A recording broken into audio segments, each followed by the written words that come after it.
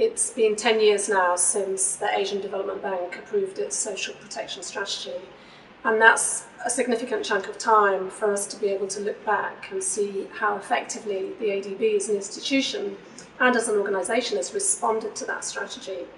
And a lot has changed in 10 years, which allows us to ask whether the social protection strategy is still relevant to the development needs of Asia and the Pacific, and what's happened in the region in the last 10 years to suggest that the strategy is even more relevant.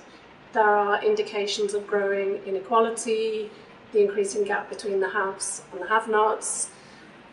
Asia is particularly vulnerable to climate-induced natural disasters.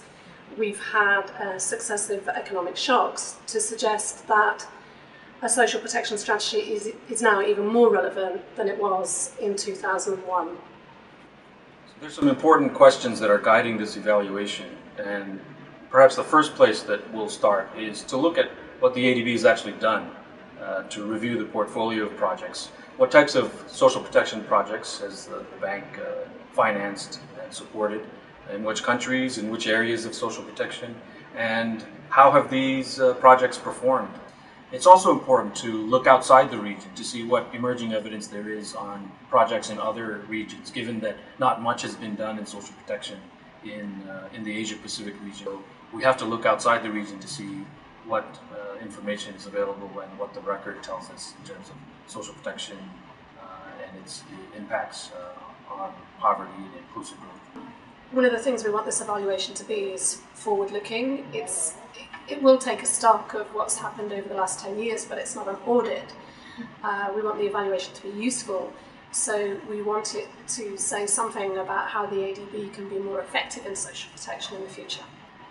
The focus of this evaluation is largely centred on relevance, the relevance of the social protection strategy to ADB's strategy, and the relevance of social protection to the Asian Pacific countries where the Asian Development Bank works.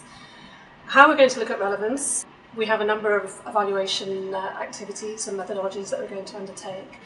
We'll start with some very traditional methodologies. We will do a portfolio review so that we can see what ADB's been doing over the last 10 years.